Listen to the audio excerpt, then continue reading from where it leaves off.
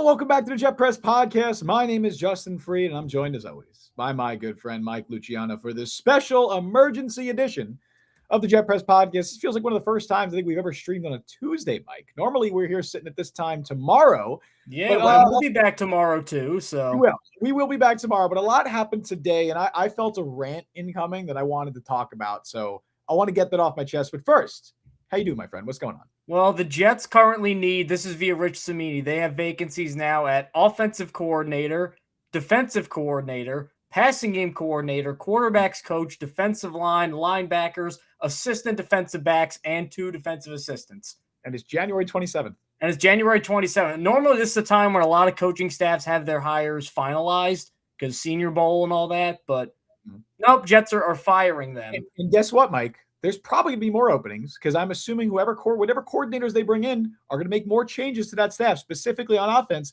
There's probably even more changes coming. I think Steve Hyden's probably the only one who's safe. I hope he's safe. He better be. I hope he is too. So Tanner Engstrand is fired. You knew this was coming right away. Before we get into it, you know where to find us: Apple, Google, Spotify, Overcast. You know where you get your podcast. We are there. Like the stream, subscribe. Both of those are very big helps as we try to grow this thing. We've had a lot of good content go up lately. We got a lot more good stuff planned. So if you want to be here first for that, that's how you do it. I saw this come, not to act like some oracle here, but you saw Engstrand getting fired? Well, here's the thing. Okay. I don't know why. Look, I've defended Aaron Glenn a lot. I don't know why. He's a smart guy. I don't know why he thought this would work, the whole demotion thing. Because when that was even mentioned, I said, there's no way he's going to accept this. Because why would you accept it? What do you do as an OC? Obviously, there's other stuff besides play calling, but the OC mostly play calls, if not a head coach. So is he just going to game plan and come up with strategy and scout? And then when it's time to cook it all together, go, all right, Frank Reich, you do it. Like, he wasn't going to do that. I mean, the Jets did it with Todd Downing and Nate Hackett. Yeah, and how did that work? So, I have a feeling that Engstrand did not want to be the Nate Hackett role of what's it, the younger brother holding the controller, but it's not actually plugged in. Oh yeah. And you're like, look, that's you. You're playing. You're player too. But no, Tanner did not want to do that with the Jets, and because he's a better coach than Nathaniel Hackett. Now, Tanner Engstrand, the way he's being discussed is very weird because both you and I are very pro Tanner Engstrand, especially compared to the masses. This year, because again, the whole running theme is what the hell was he supposed to do for large portions of the year? Now, this isn't as bad as Mike LaFleur, in my opinion. I think Mike LaFleur, he's probably going to be the Cardinals' next head coach. That's what it sounds like. He was a guy where I saw this could be a great offense if literally anyone except Zach Wilson is the quarterback. Tanner Engstrand, I saw flashes of this could be really good, but he got dealt with Justin Fields and Tyrod Taylor and Brady Cook. Couldn't put it together. So what you get is a very mixed bag. You get 29th in basically all the stats that matter. Points, yards, dead last in passing. Actually top 10 in rushing, although when they benched Justin Fields, the rushing really kind of tailed off near the end. So I don't know how much of that was just Fields and the threat of his legs there. I don't have as much of a problem with Engstrand getting fired because Aaron Glenn knows he needs to win. He knows he needs to make big changes. Philosophically, I don't hate it. And look, Frank Reich is not going to be a great hire, but the Jets, the Browns, and the Cardinals are in this tier now where you're not going to get any elite coaches no matter when you hire them.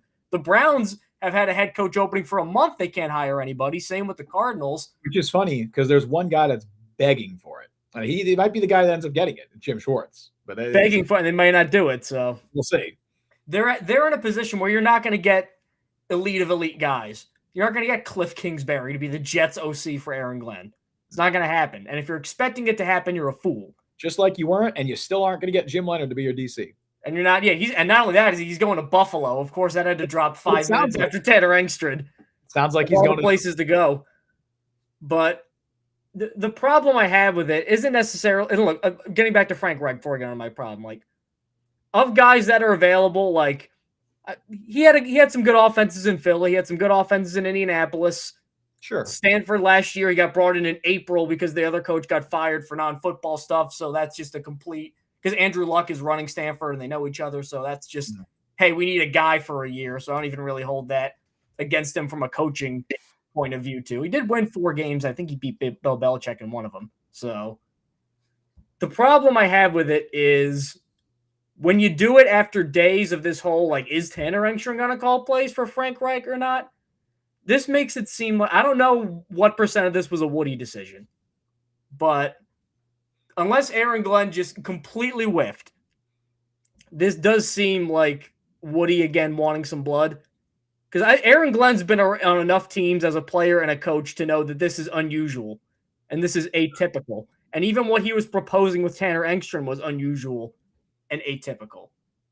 So I think we're getting to that stage now, and not to be a Woody guy. If anything, I've been a guy, not pro Woody, but like, Woody's not responsible for Justin Fields sucking. But when things like this happen, especially when they're bad, that's when he starts to meddle. And I think that's when he starts, and now I think he's starting to meddle. And that's all contributed to a 2026 season. Look, I hope the Jets win as many games as possible next year.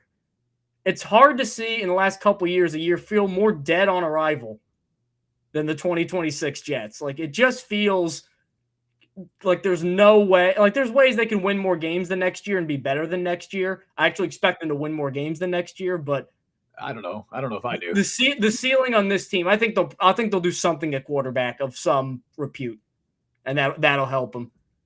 But man, the excitement for next year. If you're like a fair weather mild fan, I don't blame you for checking out at this point. If you're a diehard, you're in it. But yeah, for the other ones, I don't know, man. Let me get into first before I go on my rant about why this is just a total mess of a situation. Let me first, I want to explain what I think happened, right? I don't know if Woody Johnson meddled. We don't know that. We're not in that building. Would it surprise you if he did? It wouldn't surprise me, but I'm going to explain what I think happened that didn't relate to Woody meddling. It could be that Woody just came in and then was like, yeah, we need somebody to get fired or whatever. I don't know. That's what he did with Mike LaFleur. Who's to say he didn't do it now? I don't know. But what I think happened, Mike, I think this relates to the defensive side of the ball because it starts with this whole circus of a situation. I'm going to liken you back to when I said after that Patriots game that same old Jets was dead, Mike. The same old Jets has never been more alive. This last week and a half of this coaching search has been as dysfunctional and as same old Jets it gets. And I don't throw into it the Patriots are good again and Jim Leonard, like even stuff that's tangentially related. Those who watch this show, Dante Moore going back. Yeah. And that's out of their control, right? And the quarterback situation this offseason is out of their control. It sucks, but I don't even blame them for that, right? If they end up with fuck all at quarterback this year, Jimmy Garoppolo is their quarterback, that's not fully their fault. It's the hand they were dealt, right? But what I'm explaining over the last week and a half has been wholly their fault. And people who watch this show know that I'm not defeatist like this. I rarely go on rant, like anti-Jets rants, where I'm just like, they are a dysfunctional mess. Because normally there's logic behind the madness, right? And I do think, and I'm going to try to explain what I think the logic was here. Here's what I think happened. I think the Jets wanted to hire Wink Martindale as a defensive coordinator, right? We sit here now, Tuesday, January 27th. Sounds like that's not going to happen. But I think a few days ago, based on everything we heard, and it could be that Wink's agent was just leaking and was just a lot louder than the other guys. It's possible. He is the only guy the beat had any information on throughout this entire thing. It's very clear. I don't want to, say anything about, the beat's doing their job, right? They're doing their job. But I think it's pretty clear that there's not a lot of leaks from within the organization. And those leaks are coming from outside the organization. Which I guess is what you want. No, that's a good thing. That should not be framed as a bad thing. I think Jets fans want that. They just want the regime to succeed while that's happening. The leaks don't necessarily, just because you don't have leaks doesn't mean you're going to be a successful regime. But I think the Jets wanted to hire Wink Martindale as their defensive coordinator. They brought him in on Saturday for that second meeting.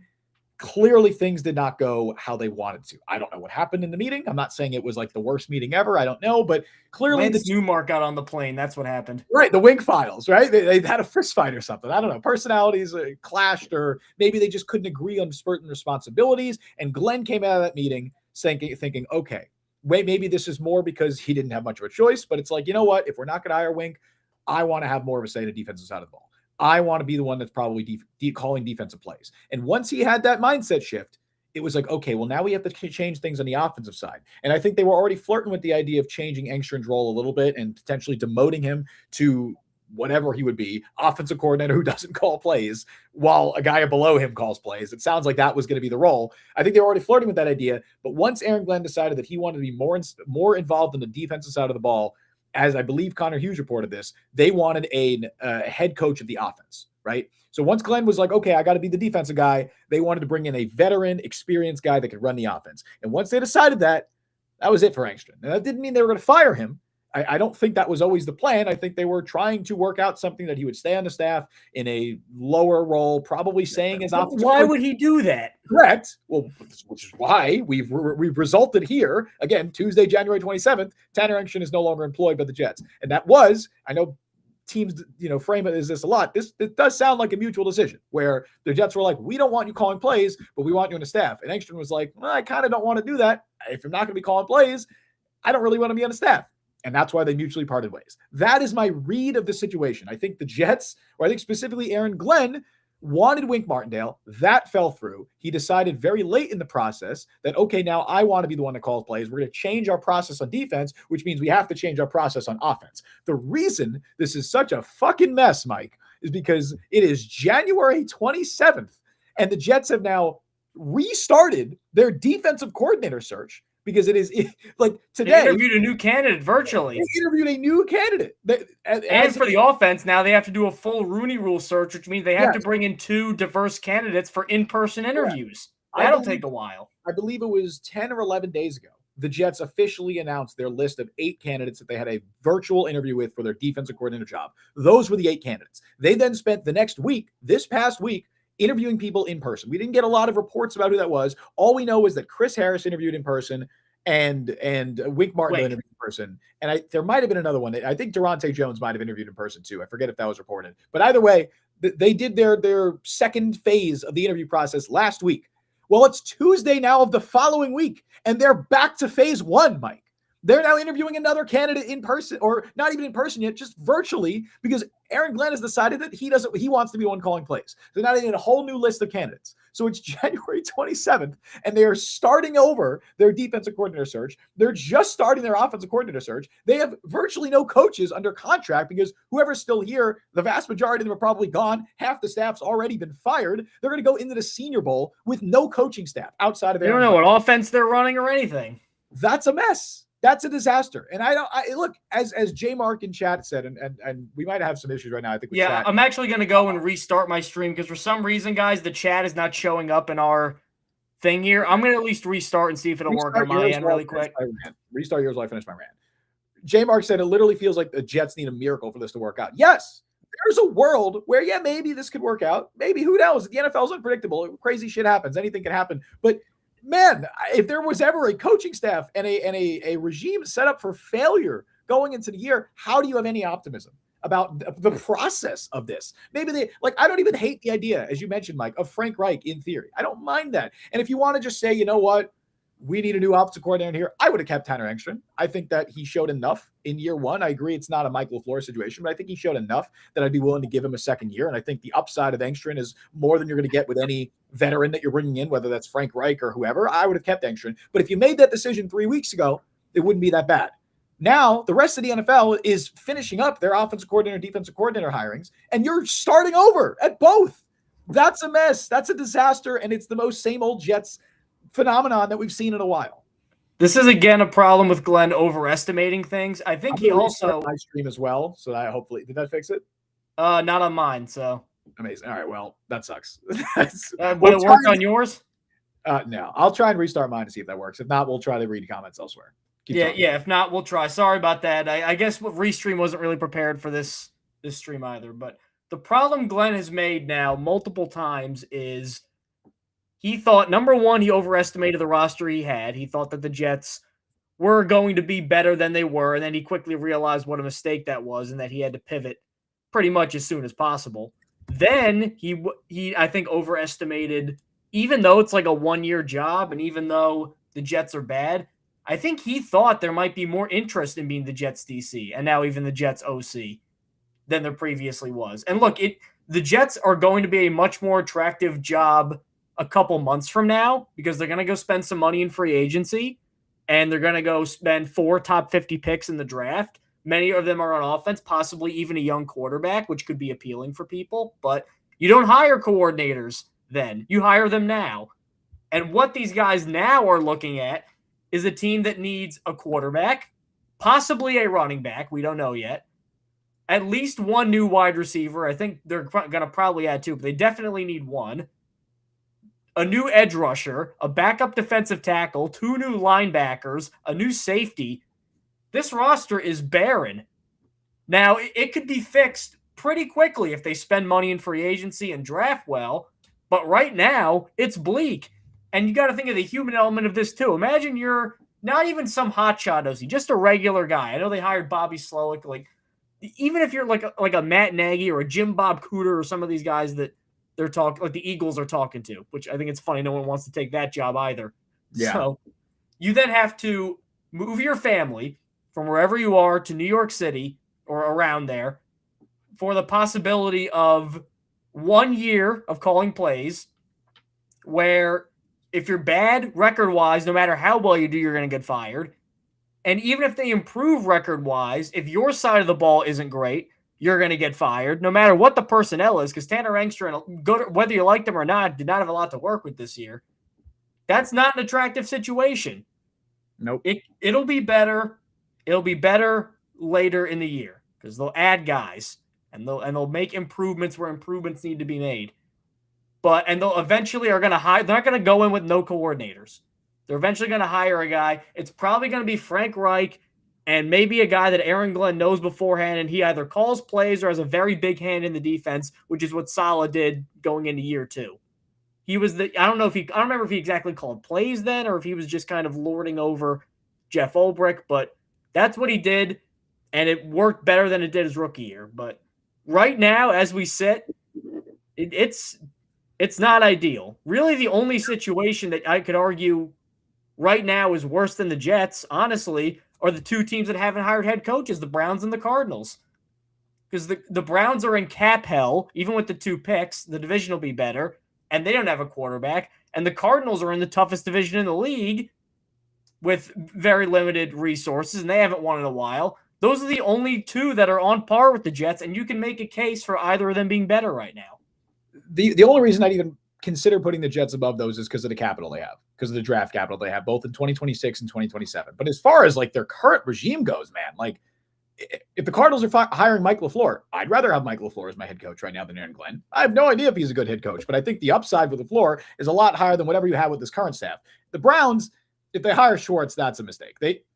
Not that this is not a Browns podcast. The Browns should not hire Jim Schwartz as their head coach. Let him go be a DC elsewhere. Hire Nate Scheelhaus or whoever. That's my take on that. That seems like an absolute disaster. That seems like the bad parts of Zach Taylor. What is the upside of Jim Schwartz? Jim Schwartz is going to be head coach for a year and then he's going to get fired. Like he keeps the defense.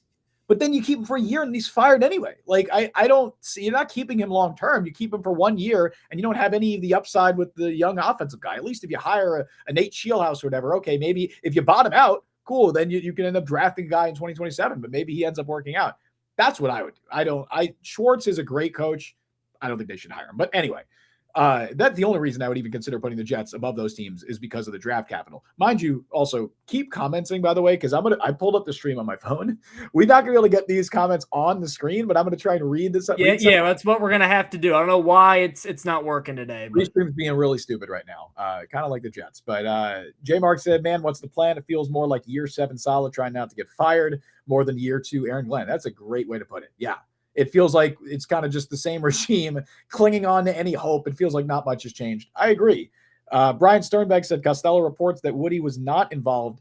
I don't know what you're doing, bud. That Woody was not involved. There was a button that said show on stream. I wanted to see if that would make the chat improve. Oh, I see. I don't think it did. Brian Sternbeck said Costello reports that Woody was not involved in these staff changes. I'm now sitting here and legitimately contemplating whether it would be better if he was. Yeah, I don't think Woody was involved in the change. That's not my read on the situation. I think it was Glenn at a change of heart.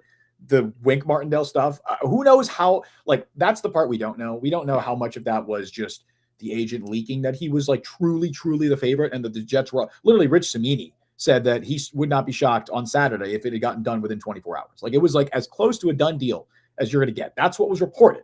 Whether that was actually true inside the building or if that was just a perspective of Wink's team, I don't know. But clearly they wanted Wink or they had some degree of heavy interest in Wink and that fell through. And then Aaron Glenn had a change of heart and said, I want to call plays. We're going to get the vet guy to do I don't even hate that.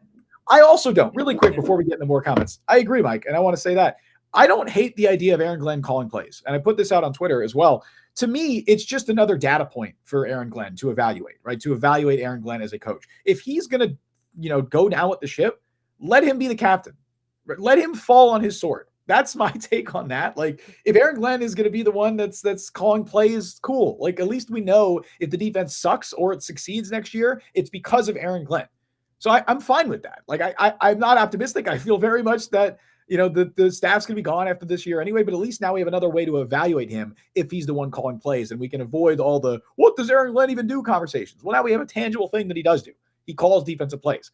I don't mind that either. It's just the process to get to that point has been a complete disaster. They may end up results-wise with two guys that are on the level of the guys they hired the first time or better. Sure. They've just done it in the most clumsy, careening way possible. In the most Jets way. We could say it, in the most Jets way. And I hate that. I don't want that to be a verb that I use to describe this team, Mike, but they have to stop doing it. Like I'm going to keep using that verb, or that word as a verb, if they keep doing it. Brian Sternbeck, I want to get to. We were sold that Glenn could be a CEO-type head coach. Now we're talking about getting a head coach of the offense. That's not what you want. So I'm so sorry. I was reading another comment. This is a mess. Say that again. I'm sorry. Yeah. So Brian Sternbeck, we were sold on the idea that Glenn could be a CEO type head coach, and now we're talking about getting a head coach of the offense. Because after 1 year, right? And this is the thing where it's like Aaron Glenn keeps saying, "Oh, I have a plan. You got to trust me. Don't let go of the rope." Well, that plan changed 1 year in, because Aaron Glenn's plan was to be the CEO. Was to be the guy that he didn't want to be having his hands in the defense. He wanted to have his hands everywhere. That's what he said. You could literally go back to press conferences when he was hired and back in the summer, where he said that he wanted to have his hands in everything. Now he's changed that plan almost seemingly on a whim, because I don't think that was his plan 3 weeks ago. I don't think it was his plan 2 weeks ago or a week ago. I think his plan has changed on a whim, and he's like, okay. And I don't think it was necessarily like a spur of the moment decision, but I think he had a change of heart. And it's like, okay, now I kind of want to be the defensive head coach. We want to bring in an offensive head coach. Well, if you look at the guys they interviewed for DC, Jim Leonard was going to have to call plays. He's not in the picture anymore. Leonard was never a serious candidate for the Jets defensive coordinator position because he never seriously considered taking the job. Yeah, I know, but just going off the guys they interviewed, he would have called plays and been the defensive guy. Absolutely. Glenn can't control that. Durante Jones would have probably been the same. He's in Washington now, same sort of thing. Then there's all the first-time guys, Ephraim Bonda, Matthew Arujo, guys like that. Even DeMarcus Covington, who had the one iffy year in New England. Really, the only other guy who would have probably said, I have to call plays if you hire me, would have been Wink. So I think Aaron Glenn said, my options are either call plays myself, trust a 36-year-old who's never been a coordinator before, or Wink. 100%. And I don't think it's crazy to think that Glenn calling it might be the best of the three. Now, the problem then is I don't know how that relates to the offense. I look, as we said before, if you kept Engstrand and Frank Reich is the quarterback coach or the senior offensive assistant, wherever that is, I would argue that's not only just okay, I would argue that's a big upgrade. Because I think Frank Reich, especially developing quarterbacks, I think he could be very useful for the Jets. But then there was just this mishmash over what he would actually do. And the fact that they couldn't define that role with him, Frank Reich probably said, if you want me, I got to be the OC here, which is not unreasonable. I'm going to be honest. That's not unreasonable. No, it's not. So then he's like, okay, well, we really want Frank Reich. Sorry, Tanner Engstrand. Now we're going to move on. Or Engstrand just said, I'm not doing this, and he left. That he could have just said that anyway. Yeah. The problem is I don't want to spend too much time on it because we're never going to really get an answer, and it almost kind of doesn't matter what the exact reasoning for it is. I think this will die down a little bit. One thing I don't love, the viewers, is what is there was a lot of Tanner Engstrand really sucks stuff out there on social media early on in the year, and especially later too. But when Brady Cook came in and he couldn't win, oh my God. Then they can him. And then now all of a sudden it's like, oh, it's like when Saleh got fired, remember? Oh, he sucks, and then he gets fired, defensive genius.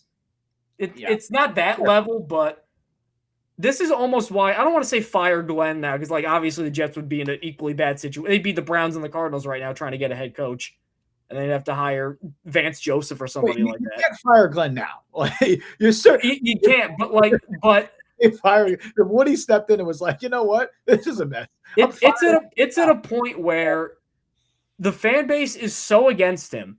Even if he does, honestly, even if he does neutral moves, unless it's a complete, it's a home run, Jim Leonard. Unless Mendoza somehow goes to 2 and you take him.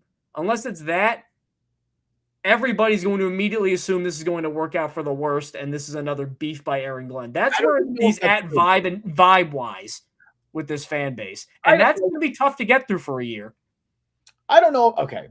I'll push back on it a little bit because I think I agree with you. I think the fan base is very almost unanimously against Glenn at this point. Or I think a lot of fans are more so just like, let's get it over with. This is going to fail. Like, let's just get to 2027. I don't think they're looking at it as, oh man, whoever they draft at 2 is going to suck because Aaron Glenn sucks. I don't even think that's what it is. I think if the Jets draft Arvell Reese at 2 or whoever, which it seems like that's who all the mock drafters have kind of settled whoever on. They draft at 2, whatever, right? It doesn't matter who they draft, but whoever they draft there, I don't think the fan base reaction is going to be, oh, they're going to suck because Glenn's here. I think the fan base reaction is going to be like, oh, this is a good player. I can't wait for the next head coach that we get to be able to coach him. I think that's kind of more of the overall vibe right now, and that's kind of where I'm at as well. But I agree with what you said before. I want to go back to what you said there with why, like I mentioned this before, why did Aaron Glenn maybe have this change of heart, right? I don't think this was necessarily this. We don't know. I would say I don't think this was necessarily like a willing decision on his part. I think he wanted Wink Martindale. They wanted a vet, right? And when that didn't work, he looked at his available options and said, okay, well, I think my best option of the available options is me calling plays. I don't think he wanted to change his entire plan, philosophy, right, on how he wants to run this team. I don't think he wanted to do that. I think he kind of got backed into a corner because nobody wants to take this DC job. And clearly they didn't want Wink. I don't think this is a scenario where Wink turned the Jets down. I think it was probably the two sides could not come to terms on an agreement of whatever the responsibilities would be, whatever it would be. I think that's more so what it was. But yeah, I don't think it was like he wanted to just have that change of heart.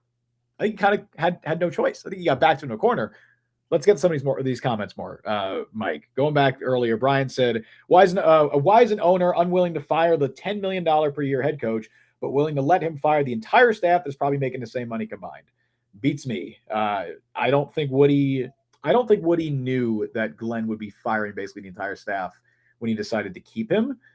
But I don't know if he would have fired him. Like, do you think Woody Johnson would have fired Aaron Glenn if he knew that this would be like where he'd be sitting in January? Well, he had to make changes, and I will say again, remember that whole controversy where it was like Rodgers was like, Aaron Glenn brought me in person to tell me he's getting rid of me. He couldn't. Why'd you do that? When if he called him, that would have been, oh, you couldn't even face me in person. Like, yeah, it's that sort of thing where if he kept these coaches, it's, oh, they went 3-14 and they're not changing anything. And then now they're firing them, and it's, oh, now he's firing all these coaches. He's desperate. So what if I know this is the guy. If they had kept Charles London and Eric Washington and Dre Bly and guys like that, like, would fans have been happy with that? No, they would not have. So, like, he had to do that. And again, I will commend the guy for not realizing he made a mistake and compounding it by saying, I think it'll work next year with better personnel. So I think it's the totality of everything. It's not that, oh, they fired a couple of assistant coaches who deserve to be fired. It's the totality of the entire coaching search. Which was there an assistant that honestly, they fired 8 people. The only one that I think really had a strong case to remain was Tanner Engstrand. That's the only one. Probably. Everybody else was either neutral or bad. Probably. But if they, had actually conducted a normal DC search and actually conducted maybe they did, and then like they can't kidnap people and make them be the DC. Like, you have to want to be interviewed, and like it takes 2 to tango here. I don't think whatever process they did, whatever process that they could have requested a ton of people that just said, I'm not interested, and then they don't interview them. I'm sure they did, Mike. But whatever process led them to now January 27th restarting their entire DC search was a bad one. I don't think there's a defense for that, right? I see how it happened. I understand what led to this, but I'm sure they're not happy. I'm sure they're not happy that it's January 27th and they're throwing their hands up and saying, all right, let's go back to the drawing board, see what other guys we can bring in. Because the 8 guys we interviewed for the first time around, we don't want any of them, or they don't want us, and we need to look for other guys. That's a problem, and I don't think they're happy about that. Would it have been a worse problem to hire Wink even if you're not completely sold on him, just because the process might be a little better? Yes, but that doesn't mean this isn't a problem. Like, it's still a bad situation that they're in that they're likely not happy about. Obviously, they decided that what you're saying is true, that they would rather not hire Wink and rather bring in someone else for interviews. But getting to this point is still not a good thing. More comments from Brian. J-Mark says, imagine we get Reich at 2, we take a receiver, and 16, we get Ty Simpson. It would be my first season being checked out. Look, I would not prefer Ty Simpson at 16, but I don't think the Jets are in a position to shake a stick at people and go, I don't want Ty Simpson. We can get more into this, I think, tomorrow, the Ty Simpson at 16 combo. I'm still very much against it. I don't want Ty Simpson at 16. Unfortunately, I don't think my interests and the best interest of the Jets organization align with the current interest of the regime that is in charge right now. And I think there's a very real chance that they do draft him at 16. I don't want to draft any quarterback that precludes the Jets from drafting one in 2027. And I fear if they use the 16th overall pick on Ty Simpson, who I don't believe is worth that pick, I think that they would probably go in 2027 with 3 first-round picks, probably a new coaching staff, and they would be less likely to draft the quarterback. We can't say they wouldn't because we've seen it before. Josh Rosen, right? We've seen it happen before. But I don't want Ty Simpson at 16. I don't think Jets fans will be checked out, though. I think that if there's anything that's going to unite this fan base, Ty Simpson's not Christian Hackenberg as a prospect either. No. If there's anything that's going to unite this fan base into a sense of revitalized optimism, for lack of a better phrase, I think it's a rookie quarterback. I think that Jets fans... Jackson Dart, look how that worked out with the Giants. Jets fans will sell themselves on any young quarterback. So I know we want to sit here and say that... Remember the Brady Cook dialogues we had? Cook. Absolutely. People sold themselves on him. I know we want to sit here in January and say that, no one's going to care come September. And maybe if they go in the next year with Marcus Mariota and Tyrod Taylor as their top 2 quarterbacks, then yeah, nobody is going to care. But if they have a young quarterback in that room that they drafted in the top 50, people are going to care. People are going to invest themselves in that young quarterback, and they might think the Jets are going to suck, but they're going to be like, hey, we might have something here with this guy. That's how I don't like the fact that Nussmeier had under 9-inch hands at the Senior Bowl, which is like almost Pickett level. Like barely over 200 pounds. He's small. Like he's like small frame. Like bigger than Diego Pavia, though. That was disastrous. Diego Pavia is just a normal guy. Like he's just a normal guy that somehow ended up playing quarterback. Chambliss is still begging to go back to school. So I know that's a great look. Let's go with Brian Sternbeck again. It's not like Glenn's game management and confidence were so supreme that everyone else around him were the cause for the Jets' failures. We mentioned this when this was, I remember, a pre-Sala Douglas firing thing, especially during Hassan Reddick, where he kept saying everybody is right and everybody is wrong. Like everybody's the problem and no one's the problem seems to be the thing with the Jets. Where, and we've seen it this year with Robert Saleh getting a head coaching job. Mike LaFleur is probably going to get one, and Joe Douglas got interviewed for another GM job with the Falcons. He could get that job too. How crazy! The Jets exist in this weird nether plane where they just suck, indiscriminate of anybody's decisions. Because if you go there and you're bad, you can just be absolved, apparently, of being bad. If anything, it strengthens your resume, Mike. Yeah. If anything, it's not just not held against you. It's used to benefit you. And I said this on Twitter. They go, look, Saleh won 20 games with those Jets. That's a point of, yeah. The Jets are seen as this albatross on your resume that if you're able to overcome it, then you deserve another shot. I said this jokingly. I almost partially mean this to a degree. The Jets openings, their job openings should be seen as more attractive because it's house money. It's literally house money. You get hired by the Jets. If you fail, no one's going to hold it against you. Aaron Glenn will get a DC job when he gets fired. Absolutely. He won't be out of work for long. He'll get a top one, I bet. Joe Douglas is one of the losingest general managers to have ever, I believe Brian had the stats for us when he was fired. And I even sent this to Justin. Yeah, in 5 drafts, Joe Douglas had picked 9 players who were not in round 1, 9 who are still on the Jets. And 4 of them were in 1 year, 2022. 2022. And guess what, Mike? And 3 of them were the last one. So that's And 2022, Mike Clemens ain't going to be here next year. Max Mitchell, I don't know. Good chance he's not here next year. Ruckert, they re-upped. Good chance that Brees isn't here next year or Jermaine's not here next year. And then even on top of that, I mean, for crying out loud, our first draft that we covered on the Jet Press was 2023. The only guys on the team from that draft still are Will McDonald and Joe Tippmann. Everybody else is gone. And Tippmann is an above-average starter. McDonald's fine. And we're talking about him being a rotational player next year, most likely. And he's going to get another job. Right. And all of that. What was so great about that 2022 team? Everybody's getting extra jobs. And Joe Douglas has been fired for a little over a year. And he is already getting GM. And like, you don't see that often. Like that a general manager gets fired and within a year of getting fired, they get another general manager interview. It happens with head coaches way more than general managers. Did you see that quote where it was in Rich Cimini where it's like a former GM said Aaron Glenn didn't change the culture? That was, I will bet $1,000 that was Joe Douglas said that. Yes. There's who else would it be? Those guys leaked like what's something? He literally, Douglas went, not so easy, is a big guy. That's literally what that whole quote is. It is funny seeing the contrast between this regime and the last regime in terms of leaks, whereas like everyone in the last Jets building was like Rodgers is right about that. And we knew what was going on, like down to the hour in the locker room. Yeah. We know that Brick Johnson was in the locker room after post-game speech, like doing a post-game speech. We can't find out who's they're interviewing for coordinator positions now. No, we wouldn't. No idea. But anyway, Ryan Sternbeck, the next Jets head coach to reach 9 wins in a season, will be inducted into the Hall of Fame. Yes, because it'll be like, oh, they did that with the Jets. Like that's when you said it. It's no one's fault. The fault is put on the Jets as an entity. The Jets are this like living entity that they're to blame for the fault, not the people. Not even Woody Johnson necessarily. Just them as a construct. And I also think the Woody thing, because people keep saying, like, I honestly don't think Woody had something to do with this. I think this was just an Aaron Glenn decision. I honestly don't think Woody Johnson intervened here. I could be wrong, and I'm not saying that would be out of character for him. It would just seem weird for Aaron Glenn to be in the league for all those great years as a player, all these years as an assistant coach and a coordinator. This has never happened. And he's like, well, if I do it, it'll work. But you can see how he got there. No, I can see how he would have reached that conclusion of wanting to hire a veteran defensive guy, that falling through, and then him being like, okay, of my available options, the best option is me calling plays, but that means I need a veteran offensive guy, and that means we need to change Engstrand's role, and Engstrand wouldn't want that. Like I could see the logical process of how we got to this point. I don't think it's illogical to think that that's just what happened, and you know that Woody stepped in. But I also see people like my point I was making is that like people just blame Woody for everything, right? Like I made a video they blame about Woody for Justin Fields throwing bad passes. I made a video about the Jets releasing Leonard Taylor. Now he's playing well for the Patriots. People are like, Woody, it's never going to change if Woody's there. And I'm like, I don't think Woody Johnson, Darren Mucci or Glenn or one of them. I don't think Woody Johnson made the decision to let go. You know who Leonard Taylor is.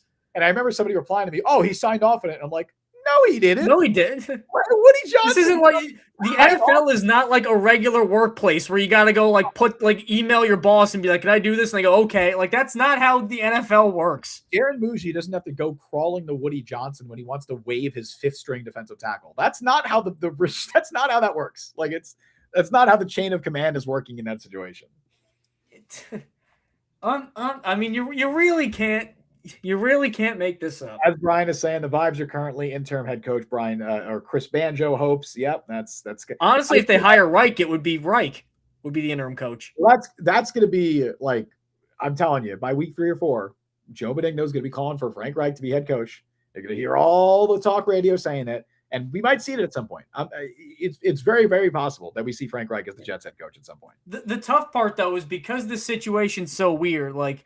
Let's say they hire Brian Duker is the guy they interviewed today, who was the Dolphins. I guess Mike he's the favorite, and then he was with Aaron Glenn. Like if they hire, let's say they hire him and then Reich, and those are your coordinators. Like on paper, you're like, all right, well, worked with Glenn, made Miami look okay. Glenn's gonna call plays, that'll help. Reich has obviously the recent history wasn't as good, but he won a Super Bowl with Philly. I thought he did better than he got credit for in Indianapolis because the quarterbacks kept changing and Luck retired. But Carolina was a mess. You can't even talk of it because the way they got there was so strange and odd. It'd be like in a cartoon if you went on a roller coaster and then the car flew off the tracks, but you still got back to the beginning and everybody was fine and all that. And you still had fun going through the air, but that's not how it's supposed to go. It's supposed to stay on the tracks. That sounds like a better roller coaster, though. That sounds awesome. I want to do that. Yeah, it's it just flies off into this bungee net and shoots back and whoa. really, have I gone on my roller coaster rant to you? I know this is not Jets related. But Oh yeah, the famous roller coaster rant. No, Yeah. my take on roller coasters is abnormal, I think. So I wanted to. Anyway, I'll be the judge. I worked at Six Flags for 3 years. I'll be the judge of this. Roller coasters do nothing for me. I'm not pro roller coaster or anti roller coaster. In fact, my biggest take with roller coasters is that like I don't get any adrenaline from doing it. So I'm just like kind of sitting there like, okay, this is fine. My favorite roller coasters are ones where I like feel relaxed and I feel it's just like nice. It's a nice. What, like Disney World, like Small World, or like what do you? You've been to Six Flags in Jersey? I worked there for 3 years. Amazing. Perfect. There we go. You know Nitro. Yeah, Nitro's great. I love Nitro. Nitro is like my favorite roller coaster because it's like you feel the air against your face. It's like a. I actually don't like Nitro because it has that corkscrewy part where you get head rush. Oh, I don't mind that. Nitro's mid. I don't mind that. The worst ride are those teacups because like. Oh, you don't like the spin? You don't like spinning? Well, not even that. I think because I would always go with like my cousin or whatever, who's like a month older than me, and then we would spin it as fast as possible, and you look up for a second and a half. Yep. And yep. Whoa! Your head just feels on fire. It feels like your head's gonna fall off your neck. That and log flumes I hate because I don't like getting my clothes all wet when I'm at the amusement park. I just don't like I don't like El Toro. I don't like ones that I feel. Oh, El Toro's the best, man. You feel physical pain. How do you like that? My back hurts. My neck hurts. Because the drop is at such an angle at the beginning. But it's not like it hurts. Like I don't know. But that's anyway. That's listen to this. Oh, what you want your bottle here? El Toro hurts. I like what Zumanjaro or whatever or King Ka. Like I like that. That doesn't hurt. They closed that, by the way. I know they closed it. But that's my take on roller coasters is that I wish there was a world where I can experience a roller coaster and experience fear without knowing, because my problem is I know I'm safe. I know there's a 0%. Don't put the harness down. I'm more likely to die. Well, no, because then I could die. I'm more likely to die driving to the amusement park than I am on a roller coaster. That'll wake you up. So I'm not scared being on a roller coaster, but I want there to be a way where I can feel fear without actually being in danger. You know what I'm saying? That's my issue with roller coasters. I think we're going to call time on this emergency jet press. Now that we're talking about roller coasters and Justin's disgraceful opinions on said subject. Disgraceful. I think that's a perfectly valid take. I think you need to go and try them again, and maybe you'll have a little more adrenaline now as you. I don't. I've been on them pretty recently, and it doesn't do much for me. It's cool. I'm not scared. It's fine. Oh wow! Okay, so how brave of you? I'm a big boy. I'm not jeez, how brave. So the Jets. It is January 27th. At the time last year, they had a finalized coaching staff. Now they don't. They have Aaron Glenn and Steve Hayden and pretty much nobody else. Mike, I'm pretty sure a year to the day was Aaron Glenn and Darren Muji's introductory press conference. Oh, how the vibes have changed since then. To the day. And when Glenn said, "We're the freaking Jets," right? Yeah. Is that what that's his we are built for it. He's not wrong about that. Like the fan base is built for this. They are definitely built for this. And I'm disgusted with how some fan bases discuss the Eagles discussing their season. Like, you have no idea. I've noticed there are people that we know who are Eagles fans or people that write about the Eagles, and it's just like, I've seen some Broncos takes. I can't wait till we fire Vance Joseph. I'm like, how dare you? And I want to talk. How dare you? I want to talk about the Bills thing tomorrow because I have a lot to say on that, but we're not going to do that now. But I've seen Bills fans hate Joe Brady, and I'm just like, But we did our tier list of the guys they interviewed. For reference, Aaron Glenn was, I think, number 4 in the rankings. I like Brady a lot. He was one of the 3 above him. Vrabel, we knew that wasn't going to happen, but he was number 3. And then Brian Flores and Joe Brady were above him. Brian said in chat, Eagles fans wouldn't last a day. No, they would not. And it's a little preview for tomorrow. I like Joe Brady. I think the whole Bills process has been a mess, just like this one. But we'll get more into that tomorrow. I have a rant about that. Anyway, Mike. I will say, though, he's not going to come here because the Jets are going to be a very unattractive opening. Of the retread coaches, you got to ask about Sean McDermott, right? Well, I don't think the Jets are going to be that unattractive of an opening next year. I know we're all just assuming everyone's fired. They're going to have 3 first round That's the thing. They have 3 first round What would they have to do to not get fired in your eyes? Win 7 games, probably. Win 6. I don't want to say it. Win 7 or 6 games. Oh, God. It's altered your speech. And do it in a way where you're getting better as the year goes on and you're clearly overachieving with your personnel group. right? Maybe even more than that, because you have so much capital this offseason to provide an influx into this roster. If I'm looking at the end of the year and I'm like, oh man, you know what? This is a good team and they're playing well and they're playing like, and the guys they brought in are doing well. They just don't have a quarterback. If that's where my mind is at, then they shouldn't be fired. Like that, and whatever wins they get to that point. What if they draft Ty Simpson? He plays well under Frank Reich. Okay. But they don't win as many. They win like 4 games again. If they're winning 4 games, then they clearly whiffed on a lot of offseason additions. So they're probably getting fired.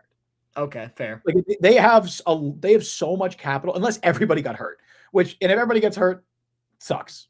If you win 4 games again next year, you're gone.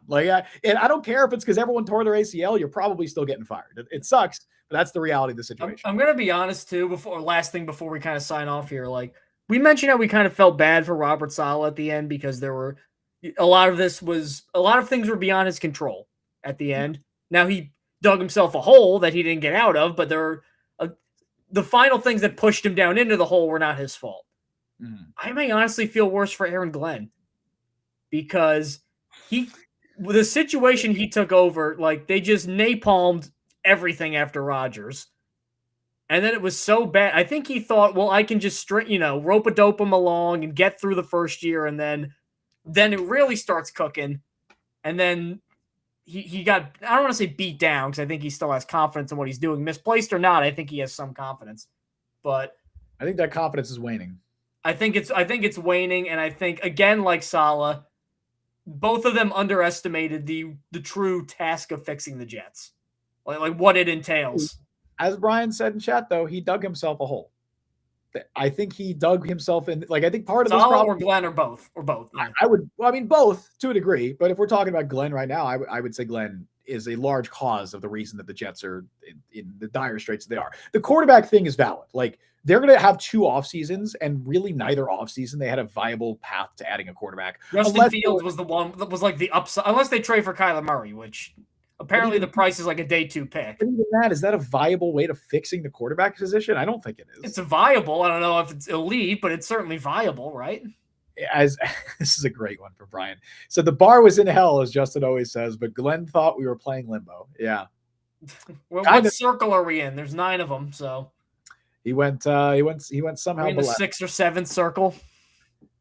Mike, was that intentional? I'm just teeing you up for that. Oh, I don't mean to do it. I never mean to do it. You don't mean to do it. I'm doing it intentionally, so that's that makes you worse. But anyway, do you have any final thoughts? I'm poking the bear. You have any final thoughts before we sign off, my friend? Normalcy. It's not gonna happen. There's a part of me that's like, even if we lose more games, but do it normally. Like, isn't there a part of me? There's a part of me that almost welcomes that. Where's the fun in that, though? Where's the fun? It is kind of funny because last offseason we were like, man, this is the quietest offseason the Jets have had in a while. They did a lot of normal things. They were very quiet in the didn't matter. Didn't do a lot. Here we are a year later, man. We are off to a and they've had a quiet offseason to this point, and this happened, but you know. Yeah, I wouldn't call this quiet now. It's just because it's just been such a mess. But anyway, man. Free agency can save us. The draft can save us. For the next month and a half, when the Patriots are in the Super Bowl, just batten down the hatches. It's tough. Anyway, we'll be back tomorrow talking about more of this nonsense. Probably more. I want to talk about the Bills. I want to have a conversation about that. I'm sure we'll talk more about the whole coaching situation because we'll probably have some more updates by then. Brian said, let's be in quotes, let's be a normal 2-15 team next season is one unique sales pitch. It certainly is, my friend. But anyway, you got to be realistic with your dreams. You do. Thank you all for joining us on the show today. You can follow Mike on Twitter at @ByMikeLuciano. Follow me on Twitter, Justin T. Fried. Follow the Jet Press at the Jet Press. Download the Jet Press podcast wherever you get your podcast. Check us out on YouTube and TikTok. Subscribe, hit the notification bell. You can also become a member today. It is 99 cents, and you get your comments prioritized in chat. You guys know what to do. We stream live every Wednesday at 3 p.m. Eastern Time. We will be live tomorrow, less than 24 hours from now. We'll be doing this thing right again. Thank you all for listening to Jet Press Podcast. I've been Justin Fried. That's Mike Luciano. See you guys tomorrow. Hopefully in a month we get a coordinator hire, which is no sure thing anymore with this team.